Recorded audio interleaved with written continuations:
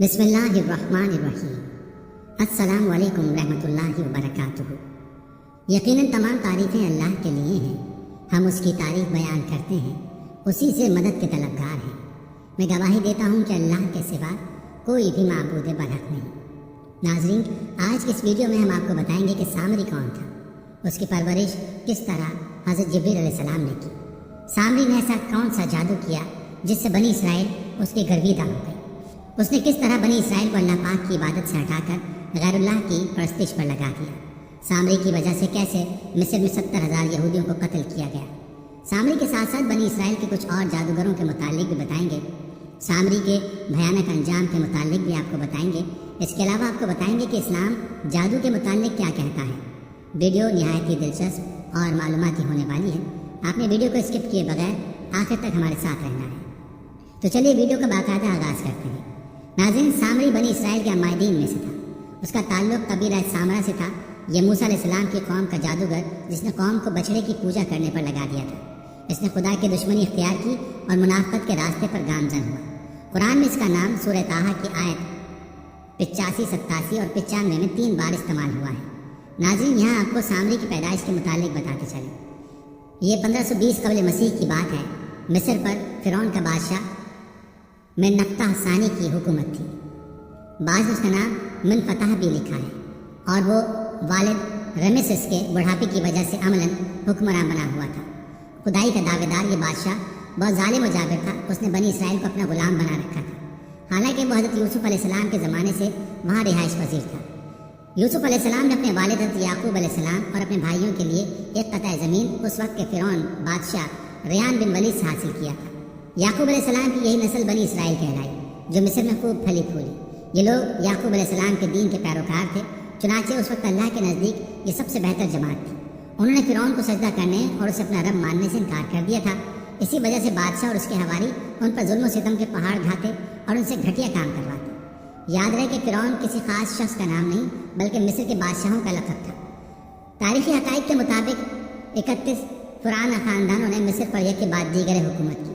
سب سے آخری خاندان نے 332 قبل مسیح میں سکندر اعظم کے ہاتھوں شکست کھائی۔ حضرت ابن عباس رضی اللہ عنہ اور حضرت ابن مسعود رضی اللہ عنہ سے مروی ہے کہ فرعون نے خواب میں دیکھا کہ گویا ایک آگ بیت المقدس کی طرف سے چلی آ رہی ہے، اور اس نے مصر کے گھروں اور تمام قبطیوں یعنی بنی اسرائیل کے مخالف فرعونیوں کے گروہ کو جلا ڈالا، لیکن بنی اسرائیل کو آج تک نہ آئی۔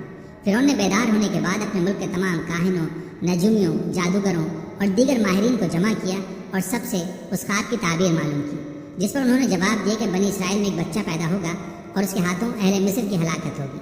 ابن کثیر۔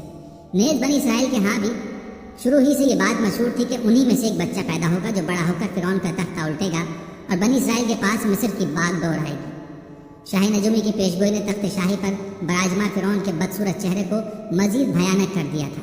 درباری اور مصاحب ہاتھ باندھے سر جھکائے بادشاہ کے کسی خوفناک حکم کے منتظر تھے کہ اچانک پرہیبت دربار کے وحشت زدہ ماحول میں فرعون کی غضبناک آواز گونجی، بنی اسرائیل کے تمام نوزائیدہ اور پیدا ہونے والے لڑکوں کو ذبح کر دیا جائے، کوئی لڑکا زندہ باقی نہ بچے۔ حکم شاہی کی فوری تعمیل کے لیے درباریوں کی دوڑیں لگ گئیں۔ اسرائیلی بستیوں کے گلی کوچوں میں فرعونی سپاہی گھر گھر تلاشی کے دوران معصوم بچوں کو ذبح کرنے میں مصروف ہو گئے۔ فرعون کے حواریوں اور اس کے سپاہ نے ہر ممکن قدم اٹھا لیا کہ کوئی نومولود لڑکا زندہ بچ نہ پائے، لیکن اللہ کے فیصلے اٹل ہوتے ہیں۔ دیکھتے ہی دیکھتے بنی اسرائیل کے ہزاروں نومولود بچے ذبح کر دیے گئے۔ پھر ایک وقت آیا جب قبطی سرداروں نے فرعون سے کہا کہ اگر بنی اسرائیل کے لڑکوں کا اسی طرح قتل عام ہوتا رہا تو ہمیں آئندہ خدمت گار ملنا مشکل ہو جائیں گے، اور پھر ہمارے یہ کم تر، گھٹیا اور غلیظ کام کون کرے گا؟ اس پر فرعون نے حکم جاری کیا کہ 1 سال چھوڑ کر بچے قتل کیے جائیں۔ یہی وہ وقت تھا جب بنی اسرائیل کی بستی میں 2 بچے پیدا ہوئے۔ ان میں سے ایک کی ماں نے اللہ کے حکم پر اپنے لخت جگر کو ایک ٹوکری میں لٹا کر دریا کی موجوں کے حوالے کر دیا، اور یوں وہ بچہ فرعون کے محل کے اندر پہنچ گیا۔ دوسرے بچے کی ماں نے فرعونی سپاہیوں کے ڈر سے بچے کو پہاڑ کے غار میں بند کر دیا۔ اس نے اتفاق دونوں بچوں کا نام موسیٰ تھا۔ فرعون کے محل میں پہنچنے والا بچہ موسیٰ بن عمران علیہ السلام تھے، جن کی پرورش محل کے عالیشان ماحول میں فرعون کے ہاتھوں میں، جبکہ دوسرے بچے کا نام موسیٰ بن ظفر تھا۔ پہاڑ کے بند غار میں اس کی پرورش حضرت جبریل امین علیہ السلام نے کی۔ اللہ کے دشمن فرعون کی سرپرستی میں پلنے بڑھنے والا بچہ نبوت کے عظیم منصب پر فائز ہوا، جبکہ روح الامین حضرت جبریل علیہ السلام کے ہاتھوں پروان چڑھنے والا بچہ بدی کی علامت بن کر تاریخ میں برے الفاظ سے یاد کیا جانے لگا۔ ناظرین، سامری کون تھا؟ حضرت مولانا مفتی محمد شفیع رحمۃ اللہ علیہ تحریر فرماتے ہیں کہ مشہور یہ ہے کہ سامری کا نام موسیٰ بن ظفر تھا۔ ابن جریر رحمۃ اللہ علیہ نے حضرت ابن عباس سے روایت کیا ہے کہ سامری پیدا ہوا تو فرعون کی طرف سے تمام اسرائیلی لڑکوں کے قتل کے حکم پر عمل درآمد جاری تھا۔ اس کی والدہ کو خوف ہوا کہ فرعونی سپاہی اسے بھی قتل کر دیں گے، لہذا بچے کو اپنے سامنے قتل ہوتا دیکھنے کی مصیبت سے یہ بہتر سمجھا کہ اسے جنگل کے غار میں رکھ کر اوپر سے بند کر دیں، کبھی کبھی اس کی خبر گیری کرتی ہوگی۔ ادھر اللہ تعالیٰ نے حضرت جبریل امین کو اس کی حفاظت اور غذا دینے پر مأمور کر دیا۔ وہ اپنی ایک انگلی پر شہد، ایک پر مکھن، ایک پر دودھ لاتے اور اس بچے کو چٹا دیتے، یہاں تک کہ وہ غار ہی میں پل کر بڑا ہو گیا، اور اس کا انجام یہ ہوا کہ نہ صرف خود بلکہ بنی اسرائیل کو بھی کفر میں مبتلا کر دیا، پھر قہر الہی میں گرفتار ہوا۔ بعض روایت کے مطابق سامری آل فرعون کا قبطی تھا جو حضرت موسیٰ علیہ السلام کے پڑوس میں رہتا تھا اور ان پر ایمان لے آیا تھا۔ جب موسیٰ علیہ السلام بنی اسرائیل کو لے کر مصر سے نکلے تو وہ بھی ساتھ ہو لیا۔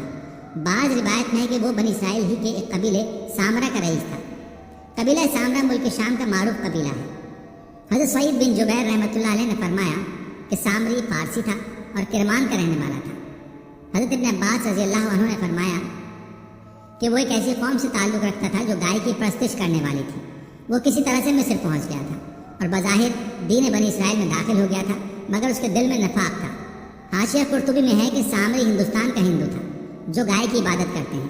وہ موسیٰ علیہ السلام پر ایمان لایا لیکن بعد ازاں کفر کی طرف لوٹ گیا، یا پہلے ہی اس نے منافقانہ طور پر ایمان کا اظہار کیا۔ واللہ اعلم۔ معرف القرآن جلد 6 صفحہ 134۔ ناظر، ادھر جب فرعون بحیرہ احمر میں غرق ہو چکا تھا لیکن حضرت موسیٰ علیہ السلام کی قوم کے بہت سے لوگوں کو اس کے غرق ہونے کا یقین نہیں آتا تھا، موسیٰ علیہ السلام نے دعا فرمائی اور اللہ تعالیٰ کے حکم سے دریا نے اس کی لاش کو باہر خشکی پر پھینک دیا۔ سورہ یونس آیت نمبر 92 میں ارشاد باری تعالیٰ ہے، آج ہم تیری لاش کو پانی سے نکال لیں گے تاکہ تو ان کے لیے نشان عبرت ہو جو تیرے بعد ہیں، اور بہت سے لوگ ہماری نشانیوں سے بے خبر ہیں۔ حضرت موسیٰ علیہ السلام فرعون کے غرق ہونے کے بعد بنی اسرائیل کے ساتھ بحیرہ احمر پار کر کے وادی سینا کی جانب چلے۔ اللہ نے بنی اسرائیل کی ہدایت اور رہنمائی کے لیے حضرت موسیٰ علیہ السلام کو آسمانی کتاب دینے کا فیصلہ فرمایا اور انہیں 30 راتوں کے لیے کوہ طور پر بلا لیا، جنہیں مزید 10 راتوں کے اضافے کے ساتھ 40 راتیں کر دیا۔ حضرت موسیٰ علیہ السلام نے کوہ طور پر جانے سے پہلے اپنے بھائی حضرت ہارون علیہ السلام کو اپنا جانشین مقرر کر دیا، وہ بھی اللہ کے نبی تھے۔ حضرت ہارون علیہ السلام بنی اسرائیل کو وعظ و نصیحت فرماتے رہتے تھے۔ ایک دن انہوں نے فرمایا کہ اے بنی اسرائیل، تم لوگ جب مصر سے نکلے تھے تو تمہارے پاس فرعونی قوم کا بہت سا زیور امانت عاریت کے طور پر محفوظ ہے، جبکہ تمہارے اپنے پاس بھی بہت سا زیور موجود ہے۔ قبطیوں کا سونا چاندی تم لوگوں پر حلال نہیں ہے اور نہ اسے واپس کیا جا سکتا ہے، چنانچہ میرا مشورہ ہے کہ اس حرام مال سے ہم سب کو جان چھڑوا لینی چاہیے۔ پھر انہوں نے ایک گہرا گڑھا کھودا اور سب کے زیورات اس گڑھے میں دفن کر دیے۔ سامنے جادوگر یہ سب کچھ دیکھ رہا تھا، وہ چونکہ نہایت گمراہ آدمی تھا اور اسے سونا چاندی ڈھالنے یعنی انہیں پگھلا کر چیزیں بنانے کا کام آتا تھا۔ لوگ اس کی باتوں کو اہمیت دیتے اور عمل کرتے تھے۔ چنانچہ جب رات کے آخری پہر قوم گہری نیند سو گئی تو وہ خاموشی سے اس جگہ پہنچا اور تمام زیورات اکٹھا کر کے اپنی کھولی میں لے آیا اور اسے پگھلا کر گائے کا ایک بچڑا بنانے میں مصروف ہو گیا۔ سامری نے جبریل علیہ السلام کے گھوڑے کے سموں کی نیچے کی مٹی بھی اس میں شامل کر دی۔ یہ مٹی اس نے چپکے سے اس وقت لی تھی جب حضرت جبریل علیہ السلام بنی اسرائیل کو دریا پار کروا رہے تھے۔ بچڑا جب تیار ہو گیا تو اس کی خاصیت یہ تھی کہ جب اس میں ہوا داخل کرتے تو یہ بیل کی آواز نکالتا۔ اس مصنوعی آواز سے سامری نے بنی اسرائیل کو گمراہ کیا اور بنی اسرائیل کی ایک بڑی تعداد سامری کے مکر و فریب کا شکار ہو گئی۔ اللہ تعالیٰ نے قرآن پاک سورہ طٰہٰ آیت نمبر 88 میں فرمایا کہ پھر اس سامری نے اس کے لیے ایک بچڑا بنا دیا، یعنی بچڑے کا بت، جس کی گائے کی طرح آواز بھی تھی۔ پھر کہنے لگا کہ یہی تمہارا معبود ہے اور موسیٰ کا بھی، لیکن موسیٰ بھول گیا ہے۔ سامری کے کہنے پر اسرائیلی بچڑے کو سجدہ کرنے لگے۔ ایسے میں حضرت ہارون علیہ السلام نے انہیں سمجھانے اور بچڑے کی عبادت سے روکنے کی بڑی کوشش کی، جیسا کہ قرآن مجید میں ہے کہ اے میری قوم کے لوگوں، اس بچڑے سے تو صرف تمہاری آزمائش کی گئی ہے، تمہارا حقیقی پروردگار تو اللہ ہی ہے، بس تم سب میری تابعداری کرو اور میری بات مانتے چلے جاؤ۔ سورہ طٰہٰ آیت 90۔ اس بچڑے کو سنہرے بچڑے کا نام دیا گیا اور اسے قرآن میں العجل کے لفظ سے بیان کیا گیا ہے۔ اگرچہ بچڑے کے منہ سے نکلنے والی آواز بے معنی تھی، مگر ان لوگوں کے لیے حیرت کی بات ضرور تھی، چونکہ بنی اسرائیل کے لوگ اہل مصر کو گائے کی پوجا کرتے ہوئے دیکھ چکے تھے، اس لیے عبادت کے اس طریقے سے وہ پہلے سے ہی آشنا تھے، اور وہ موسیٰ علیہ السلام سے بچڑے کی شکل کے بت بھی مانگ چکے تھے۔ پھر فرعون کے غرق ہونے کے بعد شام کی طرف جاتے ہوئے ان کا گزر قوم عمالقہ پر ہوا جو گائے کی شکل کے بت پوجتے تھے، اس لیے انہوں نے سامری کے بہکانے پر بچڑے کی پوجا میں جلد بازی کی۔ چند لوگوں کے سوا تمام اسرائیلی اس بچڑے کی پوجا کرنے لگے۔ ناظرین، اس بچڑے کی تخلیق اور پوجا کا تذکرہ تورات میں بھی موجود ہے۔ مصر میں گائے کی پرستش کا رواج تھا، اس لیے مرض بنی اسرائیل میں بھی پیدا ہو گیا تھا۔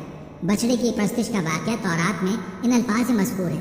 انہوں نے اپنے لیے ڈھلا ہوا بچڑا بنایا اور اسے پوجا اور اس کے لیے قربانی چڑھا کر یہ بھی کہا کہ اے اسرائیل، یہ تیرا وہ دیوتا ہے جو تجھ کو ملک کے مصر سے نکال کر لایا۔ ناظرین، اسرائیلیوں کو سونے کا یہ گوشالہ اتنا اچھا لگا کہ ہارون علیہ السلام کے بعض و نصیحت کی بھی کوئی پرواہ نہیں کی اور بچڑے کی تعظیم اور عبادت چھوڑنے سے انکار کر دیا۔ انہوں نے جواب دیا، ہم تو موسیٰ علیہ السلام کے واپس آنے تک اسی کے مجاور بنے بیٹھے رہیں گے۔ سورہ طٰہٰ آیت 91۔ ناظرین، ادھر کوہ طور پر اللہ تعالیٰ نے موسیٰ علیہ السلام کو اطلاع دی کہ اے موسیٰ، سامری نے تیری قوم کو گمراہی میں ڈال دیا ہے۔ ارشاد باری تعالیٰ ہے جس کا ترجمہ ہے، اے موسیٰ، ہم نے تیری قوم کو تیرے پیچھے آزمائش میں ڈال دیا ہے اور انہیں سامری نے بہکا دیا ہے۔ سورہ طٰہٰ آیت 85۔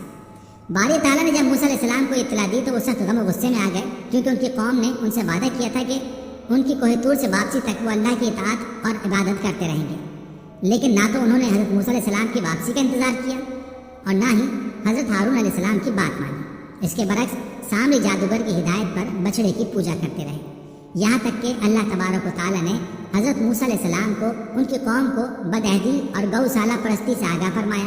حضرت موسیٰ علیہ السلام جب توریت کی تختیاں لے کر کوہ طور سے واپس ہوئے تو دیکھا کہ قوم سامری کے بچڑے کی پرستش میں مصروف ہے۔ یہ دیکھ کر آپ کو سخت تکلیف پہنچی۔ فوراً تختیاں ایک طرف رکھیں اور اپنے بھائی کا سر پکڑ کر انہیں اپنی طرف گھسیٹنے لگے۔ حضرت ہارون علیہ السلام نے کہا کہ اے میرے مائیں جائے، ان لوگوں نے مجھے بے حقیقت سمجھا اور قریب تھا کہ مجھے قتل کر ڈالتے، تو تم مجھ پر دشمنوں کو مت ہنساؤ۔ سورہ اعراف 150۔ حضرت موسیٰ علیہ السلام نے اپنے بھائی سے فرمایا، اے ہارون، انہیں گمراہ ہوتا دیکھتے ہوئے تجھے کس چیز نے میرے پاس آنے سے روکا تھا؟ کیا تو بھی نافرمان بن بیٹھا؟ سورہ طٰہٰ آیت 92-93۔ اس وقت حضرت موسیٰ علیہ السلام نے نہایت غصے کی حالت میں اپنے بھائی کی داڑھی اور سر پکڑ کر جھنجھوڑا اور پوچھا، جس پر حضرت ہارون علیہ السلام نے انہیں اتنا سخت رویہ اپنانے سے روکا۔ ارشاد باری تعالیٰ ہے جس کا ترجمہ ہے، ہارون علیہ السلام نے کہا، اے میرے ماں جائے بھائی، میری داڑھی نہ پکڑ اور سر کے بال نہ کھینچ۔ مجھے تو صرف یہ خیال دامن گیر ہوا کہ کہیں آپ یہ نہ فرمائیں کہ تو نے بنی اسرائیل میں تفرقہ ڈال دیا اور میری بات کا انتظار نہ کیا۔ سورہ طٰہٰ آیت 94۔ حضرت ہارون علیہ السلام نے کہا کہ قوم میری کسی بات کو نہیں مانتی تھی اور مجھے یہ خیال گزرا کہ اگر میں چلا گیا تو آپ علیہ السلام کہیں گے کہ آپ مجھے اپنا نائب بنا کر گئے تھے تو میں قوم کو چھوڑ کر آپ کے پاس کیوں چلا آیا۔ موسیٰ علیہ السلام واپس آتے ہی قوم سے کہنے لگے، دیکھو اللہ تعالیٰ نے تم سے تمام نیک وعدے کیے تھے، تمہارے ساتھ بڑے بڑے سلوک و انعام کیے، لیکن ذرا سے وقفے میں تم اللہ تعالیٰ کی نعمتوں کو بھلا بیٹھے، بلکہ تم نے وہ حرکت کی جس سے اللہ کا غضب تم پر اتر پڑا۔ تم نے مجھ سے جو وعدہ کیا تھا اس کا مطلق لحاظ نہ رکھا۔ اب اسرائیل معذرت کرنے لگے کہ ہم نے یہ کام اپنے اختیار سے نہیں کیا۔ بات یہ کہ جو زیور فرعونیوں کے ہمارے پاس مستعار لیے ہوئے تھے، ہم نے بہتر یہی سمجھا کہ انہیں پھینک دیں، چنانچہ ہم نے سب کے سب بطور پرہیزگاری کی پھینک دیے۔ ایک روایت میں کہ خود ہارون علیہ السلام نے گڑھا کھود کر اس میں آگ جلا کر ان سے فرمایا کہ وہ سب زیور اس میں ڈال دو۔ ابن عباس رضی اللہ تعالیٰ عنہ کا بیان ہے کہ ہارون علیہ السلام کا ارادہ یہ تھا کہ سب زیور ایک ہو جائیں اور پگھل کر ایک ڈلا بن جائیں، پھر جب موسیٰ علیہ السلام آ جائیں جیسا وہ فرمائے کیا کیا جائے۔ سامری نے اس میں وہ مٹی ڈال دی جو اس نے اللہ کے قاصد کے نشان سے بھری تھی، اور ہارون علیہ السلام نے کہا، آئیے اللہ تعالیٰ سے دعا کیجیے کہ میری خواہش قبول فرما لے۔ آپ کو کیا خبر تھی؟ آپ نے دعا کی، اس نے خواہش یہ کی تھی کہ اس کا ایک بچڑا بن جائے جس میں سے بچڑے جیسی آواز بھی نکلے، چنانچہ وہ بن گیا اور بنی اسرائیل کے فتنے کا باعث ہو گیا۔ بنی اسرائیل بہکاوے میں آ گئے اور اس کی پرستش شروع کر دی، اس کے سامنے سجدے میں گر پڑے اور دوسری آواز پر سجدے سے سر اٹھاتے۔ یہ گروہ دوسرے مسلمانوں کو بھی بہکانے لگا، دراصل یہی اللہ ہے۔ موسیٰ بھول کر اور کہیں اس کی جستجو میں چل دیے ہیں اور وہ یہ کہنا بھول گئے کہ تمہارا رب یہی ہے۔ یہ لوگ مجاور بن کر اس کے ارد گرد بیٹھ گئے، ان کے دلوں میں اس کی محبت رچ گئی۔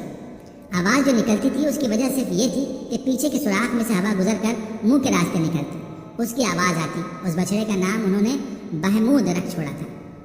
بھائی ہارون علیہ السلام سے باز پرس کے بعد اب باری تھی سامری کی، جو سر جھکائے قریب ہی بیٹھا تھا۔ حضرت موسیٰ علیہ السلام سامری کی جانب متوجہ ہوئے اور سخت لہجے میں پوچھا، سامری تیرا کیا معاملہ ہے؟ تو نے قوم کو بت پرستی پر کیوں لگایا؟ اس نے جواب دیا، میں نے ایسی چیز دیکھی جو اوروں نے نہیں دیکھی، تو میں نے فرشتے کے نقش پا سے مٹی کی ایک مٹھی بھر لی، پھر اسے بچڑے کے قالب میں ڈال دیا۔ اس طرح میرے دل نے اس بات کو میرے لیے اچھا سمجھا۔ سورہ طٰہٰ آیت 95-96۔ जिब्रील अमीन अलैहिस्सलाम को देखने के ताल्लुक से एक रिवायत यह है कि जिस वक्त बनी इसराइल दरिया पार कर रहे थे तो जिब्रील अमीन अलैहिस्सलाम उनकी मदद के लिए अपने घोड़े पर सवार वहां मौजूद थे। दूसरी रिवायत है कि दरिया पार होने के बाद मूसा अलैहिस्सलाम को कोहे तूर पर आने की दावत देने के लिए जिब्रील अमीन घोड़े पर सवार होकर तशरीफ लाए थे। एक रिवायत हज़रत इब्न अब्बास रज़ियल्लाहु अन्हु बयान फरमाते हैं कि सामरी की परवरिश खुद जिब्रील अमीन के जरिए हुई थी। जिस वक्त उसकी माँ ने उसे गार में बंद कर दिया था, जिब्रील अमीन अलैहिस्सलाम रोज़ाना उसे ग़िज़ा देने आते थे। वो उनसे मानूस था और उन्हें पहचानता था, जबकि दूसरे लोग नहीं पहचानते थे। सामरी के दिल में शैतान ने यह बात डाल दी थी कि जिब्रील अमीन के घोड़े के कदम जिस जगह पड़ते हैं वहाँ की मिट्टी में हयात और ज़िंदगी के खास असरात होते हैं, ये मिट्टी उठा ली जाए। चुनांचे सामरी ने वो मिट्टी उठा ली। यहाँ इस बात का भी तज़किरा मिलता है कि सामरी ने हारून अलैहिस्सलाम से भी दुआ करवाई थी कि मेरे हाथ में जो कुछ है वो इसमें डालता हूँ, शर्त यह कि आप ये दुआ करें कि मैं जो चाहता हूँ वो हो जाए। हारून अलैहिस्सलाम उसके निफाक और गौशाला परस्ती से वाकिफ न थे, लिहाजा दुआ करवा दी और उसने वो निशान कदम की खाक उसमें डाल दी। तो हारून अलैहिस्सलाम की दुआ से उसमें हयात के आसार पैदा हो गए। क़ससुल अंबिया मुफ्ती मोहम्मद शफी रहमतुल्लाह अलैह। नाज़रीन, हज़रत मूसा अलैहिस्सलाम ने सामरी के लिए जो सज़ा तजवीज़ की उसे कुरान करीम ने यूँ बयान फरमाया है, जिसका तर्जुमा है, कहा, अच्छा जब दुनिया की ज़िंदगी में तेरी यही सज़ा है कि तू कहता रहे कि मुझे न छूना, और एक और भी वादा तेरे साथ है जो तुझसे हरगिज़ न टलेगा, और अब तू अपने उस माबूद को भी देख लेना जिसका तू एतकाफ़ किए हुए था, हम उसे जलाकर रेजा रेजा करके दरिया में उड़ा देंगे। सूरह ताहा आयत 97। और फिर ऐसा ही हुआ, वैसी ख़तरनाक बीमारी में मुब्तला हो गया कि सारी उम्र यही कहता रहा कि मुझसे दूर रहो, मुझे ना छूना, इसलिए कि उसे छूते ही छूने वाला सामरी दोनों शदीद बुखार में मुब्तला हो जाते। इसलिए जब वो किसी इंसान को देखता तो फौरन चीख उठता, ला मसाज। फिर वो इंसानों की बस्ती से निकलकर जंगल में चला गया, जहाँ उसने जानवरों के साथ हैवानों की तरह ज़िंदगी गुजारी और यूँ इबरत का नमूना बना रहा। गोया दुनिया में लोगों को गुमराह करने के लिए जो शख्स जितना ज़्यादा मकर फरेब, झूठ, फ्रॉड इख्तियार करेगा, दुनिया व आखिरत में उसकी सज़ा भी उसी हिसाब से शदीद तर और निहायत इबरतनाक होगी। क़सस इब्न कसीर। बनी इसराइल की दूसरी हिमाकत देखी कि छोटे से गुनाह से बचने के लिए बड़ा गुनाह कर लिया। फिर मूसा अलैहिस्सलाम के समझाने से होश आया और नादिम हुए और अपनी गुमराही का यकीन करके तौबा इस्तग़फ़ार करने लगे। मूसा अलैहिस्सलाम से दरियाफ्त किया कि हमारी तौबा कैसे कबूल होगी। हुक्म हुआ कि आपस में एक दूसरे को कत्ल करो। मूसा अलैहिस्सलाम ने उन्हें हुक्म इलाही सुनाया और जिन जिन लोगों ने बछड़ा पूजा था उन्हें बिठा दिया और दूसरे लोग खड़े रह गए और कत्ल करना शुरू किया। कुदरती तौर पर अंधेरा छाया हुआ था। जब अंधेरा हटा तो उन्हें रोक दिया गया।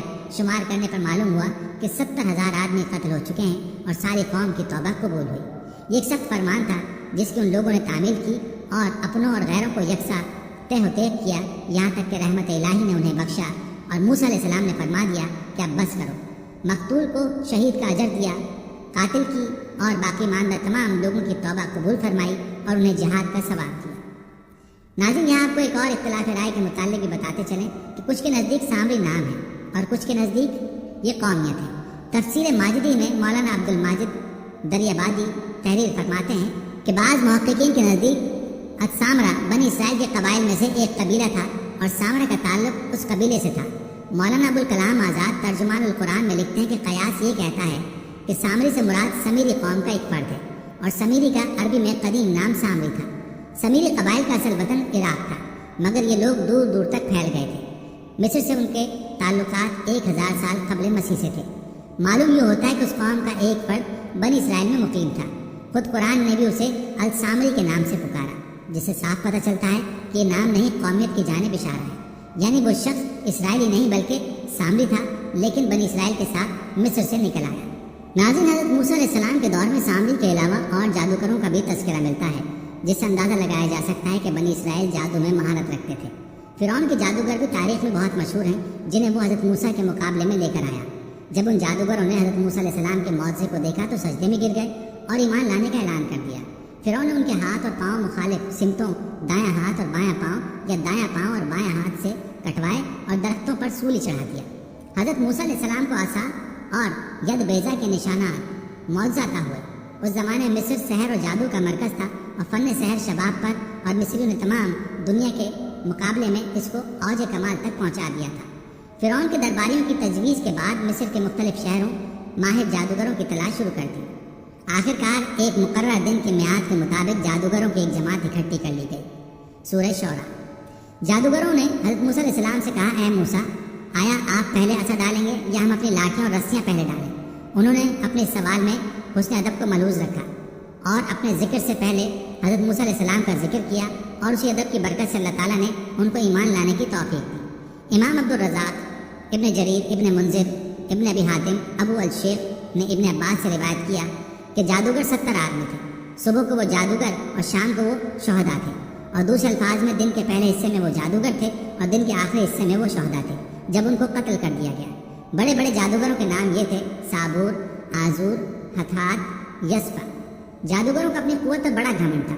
वो सब फिल हकीकत अपने इस फन के लाजवाब उस्ताद थे। इसलिए उन्होंने आते ही मूसा अलैहिस्सलाम को चैलेंज किया, लो होशियार हो जाओ, तुम्हें इख्तियार है कि मैदान में अपने करतब पहले दिखाओ और अगर कहो तो पहल हम कर दें। आपने फरमाया, बेहतर है कि तुम्हारे हौसले निकल जाएं और लोग तुम्हारा फन कमाल देख लें, फिर अल्लाह की कुदरत को भी देख लें और हक को बातिल में देखभाल कर फैसला कर सकें। वो तो ये चाहते ही थे। उन्होंने झट से अपनी रस्सियाँ और लकड़ियाँ निकाल कर मैदान में डालनी शुरू कर दी। इधर वो मैदान में पड़ते ही चलती फिरती और बनी बनाई सांप मालूम होने लगी। ये सब नज़रबंदी थी। फिर वाकई खारिज में उनका वजूद बदल नहीं गया था, बल्कि इस तरह लोगों को दिखाई देती थी कि गोया जिंदा है। मूसा अलैहिस्सलाम अपने दिल में खतरा महसूस करने लगे। अल्लाह की तरफ से वही आए कि खौफ न कर, तू ही गालिब रहेगा। अपने दाएं हाथ की लकड़ी डाल तो सही, इनका क्या धरा, ये तो सबको हड़प कर जाएगा। ये सब तो जादूगरी का करिश्मा है। भला जादू वाले भी कभी कामयाब हुए हैं? बड़ी मोटी मोटी रस्सियाँ और लंबी लंबी लकड़ियाँ उन्होंने डाली थी जो सब चलती फिरती दौड़ती भागती मालूम हो रही थी। ये जादूगर 15,000 या 30,000 से ऊपर थे या 70,000 की तादाद में थे। हर एक अपने साथ रस्सियाँ और लकड़ियाँ लाया था।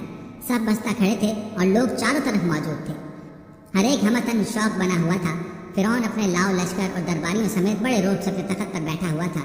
उधर वक्त हुआ, उधर सबकी निगाहों ने देखा कि एक दरवेश सिर्फ अल्लाह के नबी अलैहिस्सलाम अपने साथ अपने भाई को लिए हुए लकड़ी टिकाते हुए आ रहा है। ये थे जिनके मुकाबले कि ये धूमधाम थी। आपके आते ही जादूगरों ने सिर्फ ये दरियाफ्त किया कि इब्तिदा किसकी तरफ से होनी चाहिए, खुद इब्तिदा कर दी। मूसा अलैहिस्सलाम की, फिर फिरौन की, फिर तमाशाइयों की आंखों पर जादू करके सबको हैबत ज़दा कर दिया। अब जो उन्होंने अपनी रस्सियाँ और लाठियाँ फेंकी तो 1000 हाथ की तादाद में पहाड़ों के बराबर सांप नजर आने लगे जो ऊपर तले एक दूसरे से लिपट रहे थे, इधर उधर दौड़ रहे हैं। मैदान भर गया। उन्होंने अपने फन का पूरा मुजाहरा दिखाया। फिर हज़रत मूसा अलैहिस्सलाम ने अपना ऐसा फेंका तो यकायक वो उनके झूठे करिश्मों को हड़प करता चला गया। उस पर सारे जादूगर बेख्तियार सजदे में गिर पड़े और बोल उठे कि मान गए हम रब्बुल आलमीन को, मूसा और हारून अलैहिस्सलाम के रब को। नाज़रीन, यहाँ एक ऐसा वाक़या हो गया जिसका तसव्वुर भी ना कर सकते थे। उन्होंने अपने फनकारी की आखिरी सलाहियतें सर्फ की थी। उन्होंने सारी उम्र इस शोबदाबाजी में गुजारी थी और उसमें पूरी महारत हासिल की थी। उन्होंने वो तमाम करतब पेश किए थे जो एक जादूगर कर सकता है। वो थे भी बड़ी तादाद में, हर तरफ गुरोह दर गुरोह जमा होकर आए थे। मूसा अलैहिस्सलाम या को तन्हा थे, उनके पास सिर्फ अपना आसा था। यह आसा उनकी तमाम रस्सियों और लाठियों को हड़प कर गया। जादूगरों को अच्छी तरह मालूम था कि जादू के जरिए कोई ऐसा किसी चीज़ को निगल नहीं सकता। इसमें तो सिर्फ तखय्युल और तनवीम होती है, लेकिन आसा ने तो दर हकीकत तमाम फेंकी हुई अशिया को खा लिया। किसी चीज़ का नामो निशान मैदान में ना था। अगर जादू होता तो जादू के असर के बाद तखय्युल के अवाम के इख्तिताम पर अशिया को मौजूद होना चाहिए था। उन्होंने जब देखा कि मैदान में अमलन कुछ नहीं है, उनको यकीन हो गया कि मूसा अलैहिस्सलाम तो हरगिज़ जादूगर नहीं है, वो पैगम्बर बरहक हैं और इस सच्चाई को इस दुनिया में बेहतरीन तौर पर जानने वाले यही जादूगर थे। नाज़रीन, जादू और अमलियात के जरिए अपने अहदाफ और कामयाबी हासिल करने के मामले में बनी इसराइल की कौम हमेशा सर फहरिस्त रही है। बल्कि तारीख में सबसे ज़्यादा जादूगर के जरिए काम लेने और उसके शैतानी ताकतों पर यकीन रखने वाली यही कौम है। यह कौम जब तक फ़लस्तीन में रही उस वक्त तक ये इस राह से नावाकिफ़ थी। जब हज़रत यूसुफ अलैहिस्सलाम मिस्र के हुक्मरान बने तो उन्होंने अपनी कौम को फ़लस्तीन से मिस्र बुलवा लिया। मिस्र में रहते हुए जहाँ फिरौनों ने उनको अपनी बुलंद बाला इमारत और अहरामों की तामीर में उनसे बेगार का काम लिया, उनको इंतहाई ज़लील ज़िंदगी गुजारने पर मजबूर किया, वहीं उन पर जुल्म और सितम के पहाड़ भी तोड़े गए। वहाँ रहने के दौरान उन्होंने मिस्रियों की बहुत बड़ी बुराइयाँ हासिल कर ली। एक तो उनमें खुदाई का दावा करने वाले फिरौनों को देख देख कर इंतहाई रौनक, तकब्बुर और गरूर पैदा हो गया। दूसरा, उनको मिस्र के उस ज़माने के इंतहाई माहिर जादूगरों से काला इल्म और जादू सीखने का मौका भी मैसर आ गया। तारीख के उस दौर में मिस्र इस फन में पूरी दुनिया में यकता था। सामरी जैसे जादूगर जिनका जिक्र और जादू के करतब कुरान पाक में मज़कूर हैं, वो भी उस वक्त मिस्र में पाए जाते थे। कुरान पाक क्योंकि रुश्द व हिदायत की किताब है, किस्सों कहानियों की नहीं, इसलिए इसमें तारीख के वाक़यात का सरसरी सा जिक्र सिर्फ इबरत के लिए मिलता है। यहाँ ये बात भी वाज़ेह कर दूँ कि बनी इसराइल का सबसे ख़तरनाक जादूगर सामरी था। नाज़रीन, अब आपको बताते हैं कि इस्लाम जादू के मुताल्लिक़ क्या कहता है।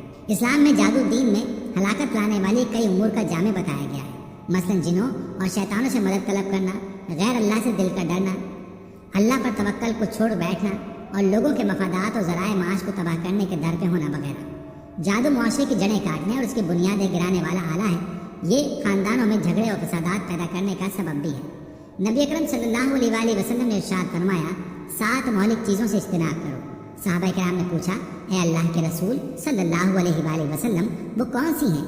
نبی کریم صلی اللہ علیہ وآلہ وسلم نے ارشاد فرمایا، نمبر 1 اللہ تعالیٰ کے ساتھ شرک کرنا، نمبر 2 جادو، نمبر 3 اس شخص کو قتل کرنا جس کی جان کو ناحق مارنا اللہ نے حرام کر رکھا ہے، نمبر 4 سود خوری کرنا، نمبر 5 یتیم کا مال کھا جانا، نمبر 6 جنگ کے دن میدان سے پیٹ پھیر کر بھاگ نکلنا، نمبر 7 اور بھولی بھالی پاک دامن اور بے قصور عورتوں پر تہمت و بہتان لگانا۔ ناظرین، جادو کے لیے عربی زبان میں سحر کی اصطلاح استعمال کی جاتی ہے۔ قرآن و سنت میں سحر، جادو ایسے امر کو کہا جاتا ہے جس میں شیاطین کو خوش کر کے ان کی مدد حاصل کی گئی ہو۔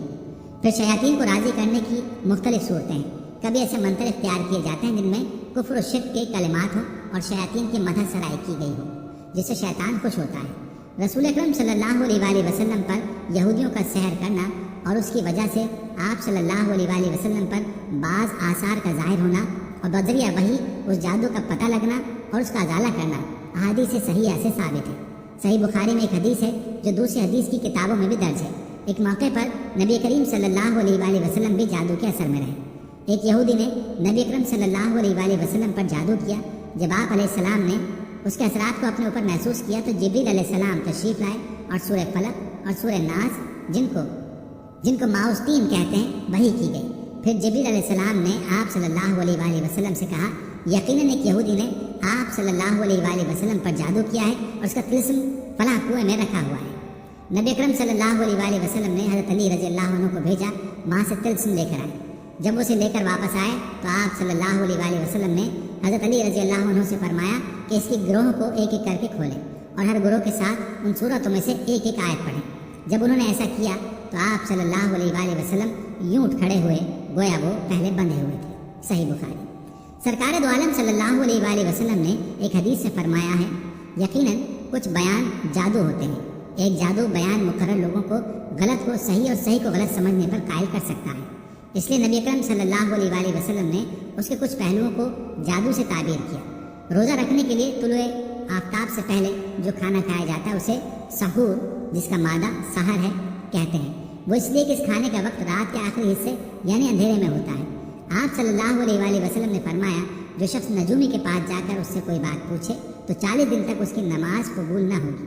صحیح مسلم ہی ایک حدیث میں رسول اللہ صلی اللہ علیہ وآلہ وسلم نے فرمایا کہ شیطان اپنے ایجنٹوں کے بڑے بڑے کارناموں پر خوش نہیں ہوتا، لیکن اس بات پر بہت خوش ہوتا ہے کہ اس کا کوئی پیروکار میاں بیوی کے درمیان تفریق کروا دے۔ حضرت ابو ہریرہ رضی اللہ عنہ سے روایت ہے کہ رسول اللہ صلی اللہ علیہ وآلہ وسلم نے فرمایا، جو کسی کاہن کے پاس آیا اور اس کی بات کی تصدیق کی تو اس نے اس چیز کا انکار کیا جو محمد صلی اللہ علیہ وآلہ وسلم پر نازل ہوئی۔ سنن ابی داؤد۔ ناظرین، اسلام میں جادو سیکھنا اور جادو کرنا دونوں کو کفر قرار دیا گیا ہے، اس لیے جو کوئی بھی جادو کرتا ہے اس کے لیے شریعت میں بہت سخت سزا رکھی گئی ہے۔ اگر کوئی جادو پر عمل کرتا ہوا پکڑا جائے اور وہ توبہ نہ کرے اور جادو کرنا نہ چھوڑے تو اس کی سزا موت ہے۔ اس قانون کی بنیاد اللہ کے رسول صلی اللہ علیہ وآلہ وسلم کی یہ حدیث ہے جس کے راوی حضرت جندب ابن کعب ہے۔ نبی اکرم صلی اللہ علیہ وآلہ وسلم نے فرمایا، جادوگر کے لیے مقرر کردہ سزا یہ ہے کہ اسے تلوار سے قتل کر دیا جائے۔